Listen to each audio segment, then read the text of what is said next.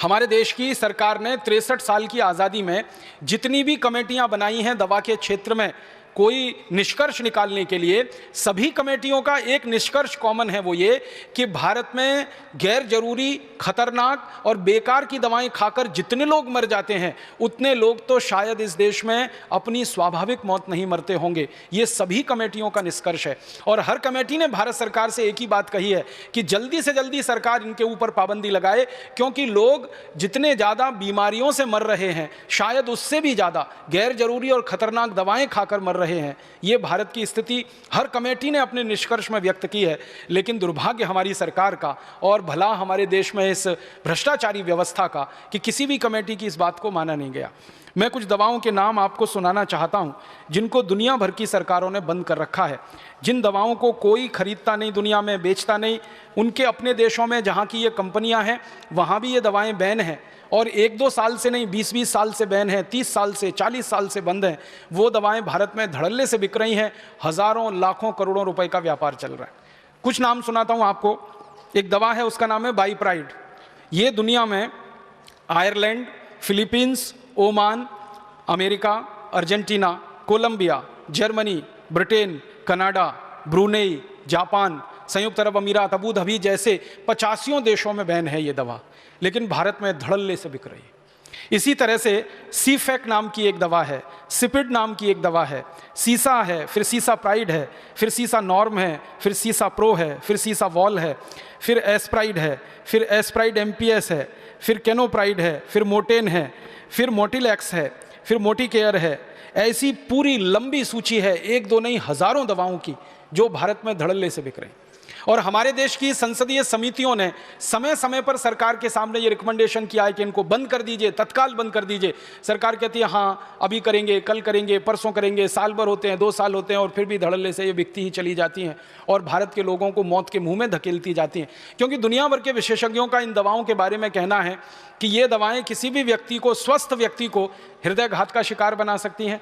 किसी भी स्वस्थ व्यक्ति के शरीर में, खून में जो भी कुछ मात्राएं हैं, जैसे प्लेटलेट्स के काउंट हैं, उनको अचानक से ऊंचा और नीचा करा सकती हैं, जिससे अंत में व्यक्ति मौत के ही मुंह में चला जाए। और कई तरह के शरीर में विकलांगता की स्थिति पैदा कर सकती हैं। 20 किस्म की विकलांगता इन दवाओं से जुड़ी हुई है। सबसे ज़्यादा हृदयघात इन दवाओं से जुड़े हुए हैं। फालतू में हृदयघात लाने में ये दवाएं सबसे आगे हैं दुनिया में, लेकिन भारत में बिक रही हैं धड़ल्ले से। दुख है, दुर्भाग्य है हमारे देश के उन सभी मरीजों का जो इन दवाओं को खा रहे हैं और मौत के मुंह में समा जा रहे हैं। सरकार को जब भी ये सवाल पूछा जाता है संसद में कि गैर जरूरी दवाएं खाकर, बेकार की खतरनाक दवाएं खाकर हर साल कितने लोग मरते हैं, सरकार कभी भी उनका ठीक ठीक आंकड़ा नहीं दे पाती है। वो बात करते हैं हज़ारों में मरते हैं, लाखों में मरते हैं। जब सरकार को ठीक ठीक पूछा जाता है कि कितने लाख मरते हैं, तो सरकार के मंत्री का जवाब होता है कि आंकड़ा उपलब्ध नहीं है, आंकड़ा उपलब्ध नहीं है। 1991 से 2009 तक सतत संसद की लोकसभा में यह प्रश्न पूछा जा रहा है। हर साल कुछ मेंबर ऑफ पार्लियामेंट हैं जिनके मैं नाम नहीं लेना चाहता, जो सरकार को एक ही सवाल रिपीट करते हैं। करीब करीब हर सत्र में वो सवाल आ जाता है, वो यही होता है कि भारत सरकार बताए गैर जरूरी दवाओं से पिछले साल कितने लोगों की मौत हुई, भारत सरकार बताए खतरनाक दवाओं से पिछले साल कितने लोगों की मौत हुई। सरकार कहती है आंकड़े उपलब्ध नहीं। और आंकड़े क्यों उपलब्ध नहीं हैं? क्योंकि वो आंकड़े सरकार अगर जारी करे पूरे देश के सामने तो तमाचा सरकार के ही गाल पर पड़ता है। इसलिए ये कहकर छुट्टी पाली जाती है कि आंकड़े उपलब्ध नहीं है। हज़ारों में कभी बोल देते हैं, लाखों में कभी बोल देते हैं। लाख तो कुछ भी हो सकता है, 1 लाख से लेकर 100 लाख तक लाखों में आता है, फिर उसके ऊपर 1 करोड़ से लेकर 100 करोड़ तक करोड़ों में आता है, फिर उसके ऊपर 1 अरब से लेकर अरबों में आता है। तो आंकड़े हज़ारों लाखों में सरकार के द्वारा बोले जाएं तो वो शोभा नहीं देता, लेकिन सरकार जानबूझ के ये सारी जानकारी छुपा के रखती है। और हमारे देश में जानकारी को निकालना सरकार के पास से बड़ा मुश्किल काम है। कई बार सरकार क्या कह देती है कि कुछ जानकारी बहुत संवेदनशील है और उसको वो क्लासिफाइड बोलकर ऐसा कह देते हैं कि ये किसी को नहीं दी जा सकती। एक कानून इस देश में चलता रहा बहुत लंबे समय तक, जो अभी थोड़े समय पहले ही खत्म हुआ, ऑफिशियल सीक्रेट एक्ट। उसमें कोई जानकारी डाल दी सरकार ने तो आप पूरी ताकत लगा दीजिए वो जानकारी निकलेगी ही नहीं बाहर। अभी थोड़े दिन से जब से ये राइट टू इन्फॉर्मेशन की बात आई है तो ऑफिशियल सीक्रेट का मामला थोड़ा ढीला पड़ा है, लेकिन राइट टू इन्फॉर्मेशन में भी कुछ जानकारी को संवेदनशील बोल के वो छुपा जाते हैं और बताते नहीं हैं। लेकिन भारत की सभी समितियां जो संसद के द्वारा बनी, मैंने उनकी रिपोर्ट्स देखी तो वो ये कहते हैं कि भारत में अपनी मौत जो मरने वाले लोग हैं उनसे ज़्यादा जहरीली दवाएं खाकर, गैर जरूरी दवाएं खाकर मरने वालों की संख्या है इस देश में। फालतू की गैर जरूरी खतरनाक दवाएं जो दुनिया के 85 देशों में बंद हैं वो यहाँ बिक रही हैं और उनका व्यापार बड़े धड़ल्ले से चल रहा है। कुछ और है, इस दवाओं के नाम है एक्रोमाइसिन, एक दवा 40 साल से यूरोप और अमेरिका में बंद है, यहाँ भारत में लंबे समय तक बिकती रही है। फिर कभी बंद हुई सरकार के दबाव में तो दूसरे नाम से शुरू हो गई, फिर दूसरे नाम पर बैन कराया, तीसरे नाम से शुरू हो गई, तीसरे नाम पर बैन कराया, चौथे नाम से शुरू हो गई। यहाँ तो इतनी बड़ी धांधली है हमारे देश के दवा क्षेत्र में कि एक दवा को सरकार ने जबरदस्ती ऑर्डर देके बंद भी कर दिया तो वही दवा को नाम बदल के बाजार में फिर उन्होंने उतार दिया, थोड़ा मॉलिक्यूल में चेंज किया और उतार दिया फिर उसी को बाजार में, क्योंकि कंपनियों को ये लगता है कि अच्छा धंधा और अच्छा मुनाफा उनको जरूरी दवाओं के व्यापार में न होके गैर जरूरी दवाओं के व्यापार में है, तो उसको वो क्यों छोड़ें। इसी तरह से एक्टिमॉल है, एडोल है, फिर हमारे पास अल्फा स्पिन है, अल्फा ट्रिप है, एल्जरिल है। एक और दवा का नाम मैं आपसे बात करना चाहता हूँ, याद आ गया, निमोसुलाइड। निमोसुलाइड के बारे में सारी दुनिया के विशेषज्ञ एक बात पर सहमत हो चुके हैं कि ये बहुत खराब और खतरनाक दवा है, ये जितने लोगों की जान बचाती है उससे ज़्यादा तकलीफ में डाल देती है। इसलिए स्वीडन ने इसको बैन किया सबसे पहले, स्पेन ने इसको बैन किया, डेनमार्क ने बैन किया, नॉर्वे ने बैन किया, फिर उसके बाद पुर्तगाल ने बैन किया, फिर दुनिया भर के ऐसे 85 देशों में ये निमोसुलाइड बैन हो गई। लेकिन भारत में धड़ल्ले से बिक रही है और हमारे बहुत सारे मेडिकल प्रैक्टिशनर इसको अपनी प्रिस्क्रिप्शन स्लिप पर बहुत ज़्यादा पैमाने पर लिख रहे हैं। एनाल्जिन नाम की एक दवा आप जानते हैं, दुनिया भर के विशेषज्ञों ने सबसे ज़्यादा ऑब्सोलीट जिसको करार दे दिया कि इससे ज़्यादा फालतू की और बेकार की दवा नहीं हो सकती है, वो एनाल्जिन की हमारे देश में साल की बिक्री लगभग 35 से 40 करोड़ रुपए की है। अमेरिका में जिस दवा को कोई पूछता नहीं, यूरोप में जिस दवा को कोई पूछता नहीं, लैटिन अमेरिका में जिस दवा को कोई पूछता नहीं, एशिया के देशों में जिस एनाल्जिन को कोई पूछने वाला नहीं है, आपको शायद मालूम होगा कि टेक्स्ट बुक में से भी ये दवा बाहर हो चुकी है सालों साल पहले। लेकिन भारत में इसका इतना बड़ा बाजार है एनाल्जिन का, लगभग 35 करोड़, पिछले साल का मैंने मार्केट पता किया 37 करोड़ रुपए की बिकी है ये दवा। और ये ऑफिशियल है, आपको हर बार मैं ये कह रहा हूँ कि आंकड़े जो हैं वो सरकार जो रिलीज कर देती है, जो अनऑफिशियल है, गैर कानूनी तरीके से ये बना के बाजार में बेची गई होगी, उसके बारे में हम अंदाजा नहीं लगा सकते। निमोसुलाइड का मार्केट जहां सब बंद हो रहा है दुनिया में, यहां धड़ल्ले से चल रही है। एनाल्जिन का मार्केट जहां दुनिया में बंद है वो भारत में धड़ल्ले से चल रही है। आपको बड़ी हंसी आएगी सुनकर कि अमेरिका की कई कंपनियां, उनमें से एक कंपनी विशेष रूप से एक दवा यहां बेच रही है, उसका नाम है विक्स। भारत में एक छोटा सा सर्वे किया था हम लोगों ने, और वो सर्वे ये किया था कि किसी भी केमिस्ट के काउंटर पर बिना डॉक्टर के प्रिस्क्रिप्शन के सबसे ज़्यादा बिकने वाली दवाएं कौन सी हैं। इसका एक छोटा सा सर्वेक्षण किया था, हम लोगों ने एक टीम बना के काम किया था। पता चला कि बिना डॉक्टरी प्रिस्क्रिप्शन के किसी भी केमिस्ट की दुकान से सबसे ज़्यादा जो एक ब्रांड नेम बिक रहा है वो यही है, विक्स। गले की खिचखिच, विक्स की गोली, सर्दी खांसी जुकाम, विक्स ले लो, इसमें तो विक्स ले लो, उसमें तो विक्स ले लो, ऐसा धड़ाधड़ विज्ञापन ये करते हैं। और सारे देश के लोगों का दिमाग ऐसे बनाया हुआ है कि सर्दी खांसी जुकाम सीधे विक्स में जाओ, और गले की खिचखिच हो जाए तो विक्स खाओ, तो इसके लिए विक्स लगाओ, तो उसके लिए विक्स लगाओ। अकेला एक ब्रांड नेम सबसे ज़्यादा बिक रहा है। फिर मैंने और हमारी टीम ने ये जानने की कोशिश की कि अच्छा पता लगाओ, ये जो विक्स का ब्रांड नेम है जिसको एक अमेरिकन कंपनी भारत में बेच रही है, उस कंपनी का नाम है प्रॉक्टर एंड गैम्बल, ये कंपनी अपने देश में बेच रही है क्या इसको, और यूरोप के देशों में बेच रही है क्या? क्योंकि प्रॉक्टर एंड गैम्बल का मार्केट तो दुनिया भर के देशों में है, 56 देशों में व्यापार करती है। पता चला कि अमेरिका में नहीं बिकता, ये यूरोप में नहीं है, फ्रांस में नहीं, जर्मनी में नहीं, स्वीडन में नहीं, स्विट्जरलैंड में नहीं, डेनमार्क में नहीं, नॉर्वे में नहीं, आयरलैंड में नहीं, स्कॉटलैंड में नहीं, इंग्लैंड में नहीं, किसी भी देश में जो नहीं है उनका ब्रांड, वो भारत में सबसे ज़्यादा मुनाफा देने वाला उनका ब्रांड है। प्रॉक्टर एंड गैम्बल के एक अधिकारी को मैंने पूछा था कि आपके जितने भी ब्रांड हैं भारत में सबसे ज़्यादा मुनाफा कौन देता है, तो उन्होंने कहा बाकी तो घाटा देते हैं, मुनाफा तो खाली विक्स देता है। बाकी तो घाटा देते हैं, मुनाफा तो विक्स देता है, तो बाकी का घाटा विक्स के मुनाफे से वो पूरा कर लेते हैं, और इतने धड़ल्ले से सारे देश में ये बिक रहा है। इसी तरह की बहुत सारी दवाएं हैं बाजार में जिनको हमारे देश में टेलीविज़न के विज्ञापनों के माध्यम से, रेडियो के विज्ञापनों के माध्यम से, अखबारों के विज्ञापनों के माध्यम से ये कंपनियां बेच लेती। आप जानेंगे कि दुनिया भर के देशों में ये कानून है कि दवाओं का विज्ञापन आप नहीं कर सकते, ना टेलीविज़न पे, ना अखबारों में, ना पत्रिकाओं में। लेकिन भारत में धड़ल्ले से टेलीविज़न पे भी विज्ञापन है, पत्रिकाओं में भी है, अखबारों में भी है, रेडियो पर भी है, और कानून है, उसके बावजूद ये है। आपको सुनकर हैरानी होगी कि कानून है उसके बावजूद ये है। कई देशों में कानून थोड़े सख्ती से लागू होते हैं। सिंगापुर जैसा छोटा सा देश है, हमारे पड़ोस में है, कानून वहाँ भी है, कानून भारत में भी है। लेकिन सिंगापुर में मजाल क्या कि कोई कंपनी टेलीविज़न पे अपना विज्ञापन कर दे किसी दवा का और वो वहाँ मार्केट में रह पाए, सवाल ही नहीं उठता। छोटा सा देश है, इतनी सख्ती से इस कानून को लागू करता है। लेकिन हमारा इतना बड़ा देश, इतना बड़ा लोकतंत्र, इतनी बड़ी सरकार, इतनी बड़ी फौज हमारे एडमिनिस्ट्रेशन की, पुलिस की, इसको लागू ही नहीं करा पाती। तो ऐसी बहुत सारी दवाएं हज़ारों की संख्या में फालतू में बाज़ार में बेची जा रही हैं। तो आप बोलेंगे हम क्या कर सकते हैं?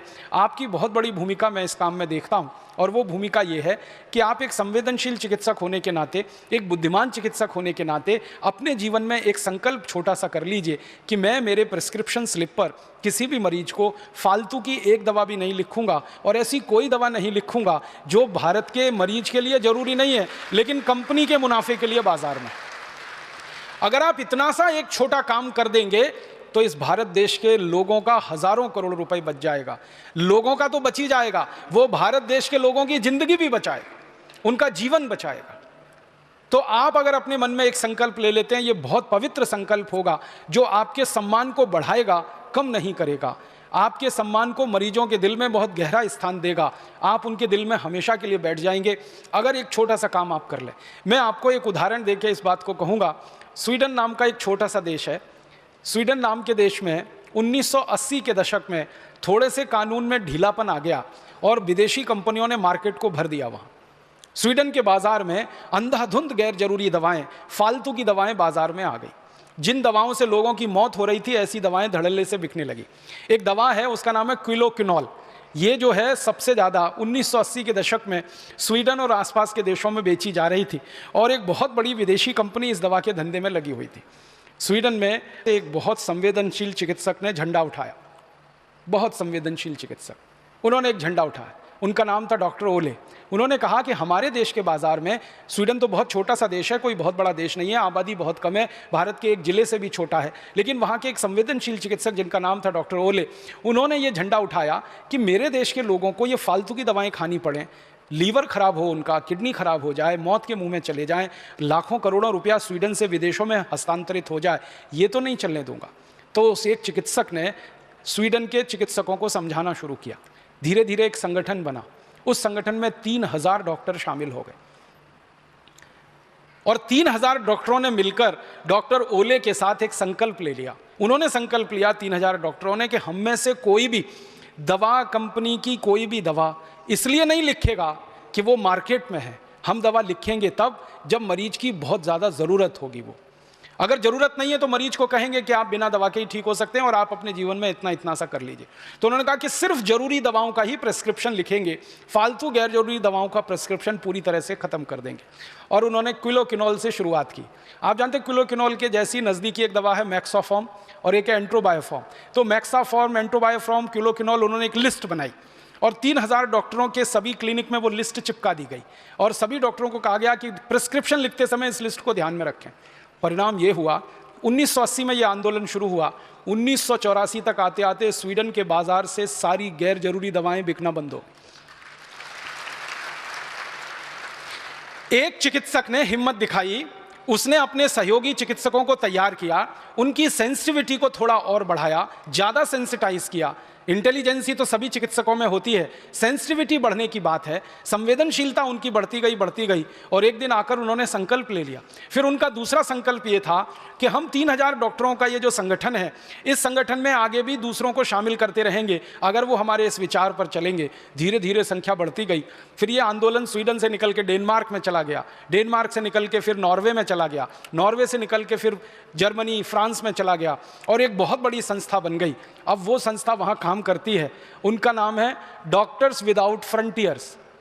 और वो मिलके पूरे के पूरे यूरोप के ये नॉर्डिक कंट्रीज जो कहे जाते हैं, इनमें एक ही अभियान चला रहे हैं और उसमें पूरे सफल हैं कि एक भी फालतू की गैर जरूरी दवा और खतरनाक दवा उनके बाजार में बिक नहीं सकती, क्योंकि उसका वो प्रिस्क्रिप्शन करते नहीं है।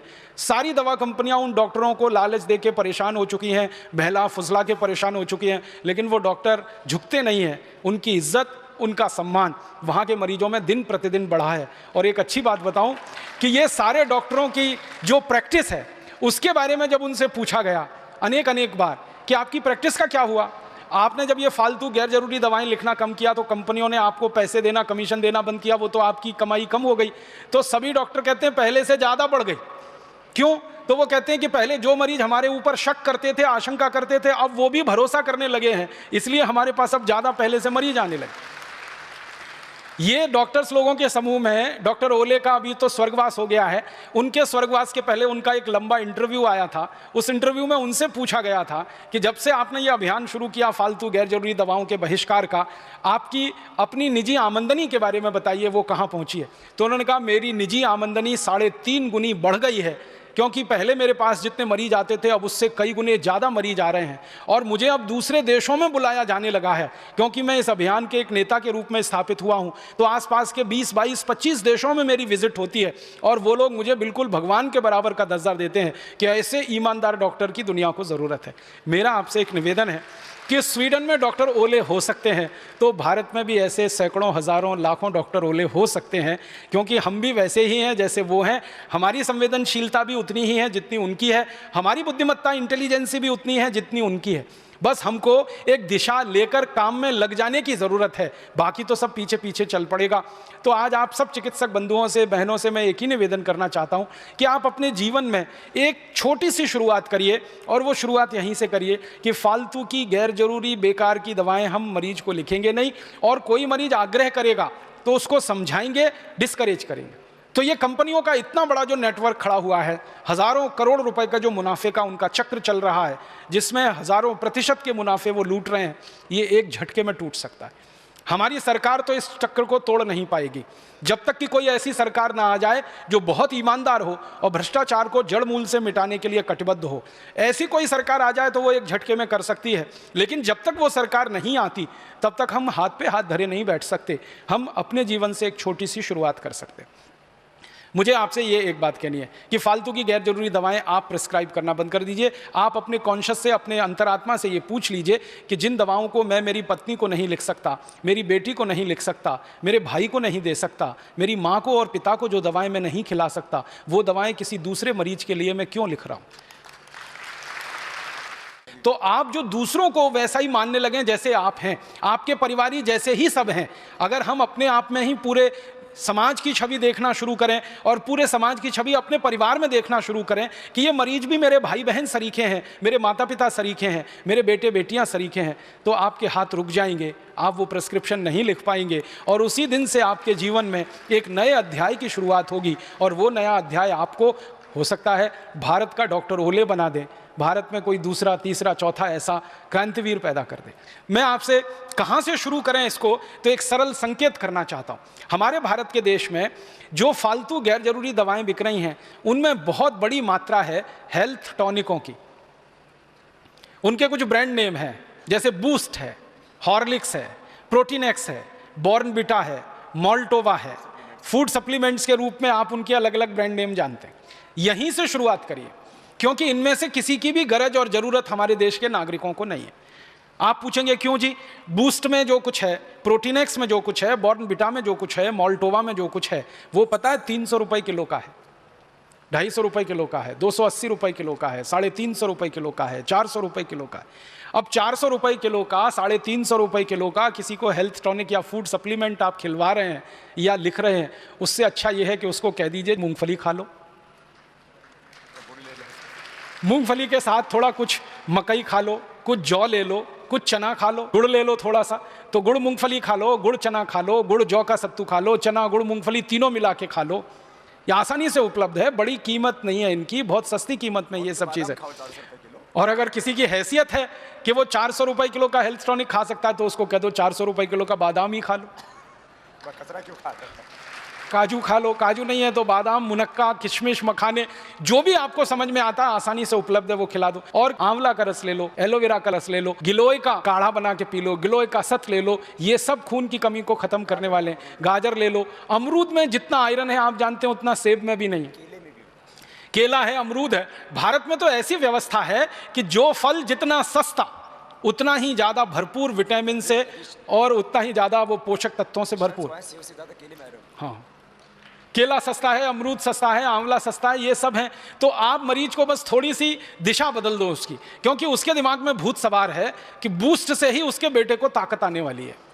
वो रोज विज्ञापन देखता है टीवी पर, सचिन तेंदुलकर की शक्ति बूस्ट, राहुल द्रविड़ की शक्ति बूस्ट, तो किसी और वीरेंद्र सहवाग की शक्ति बूस्ट, धोनी की शक्ति बूस्ट। तो वो रोज देख रहा है टीवी पे, क्योंकि क्रिकेट मैच चल रहा है तो ये विज्ञापन सबसे ज्यादा आ रहा है। तो उसके दिमाग में बैठा हुआ है कि बेटे को तेंदुलकर ही बनाना है, तो बूस्ट खा के ही संभव है। और उन्होंने बचपन में कभी नहीं खाया। और मजे की बात यह है कि ना तेंदुलकर ने कभी बूस्ट खाया, ना सहवाग ने कभी बूस्ट खाया, ना धोनी ने खाया, ना किसी दूसरे क्रिकेट खिलाड़ी ने।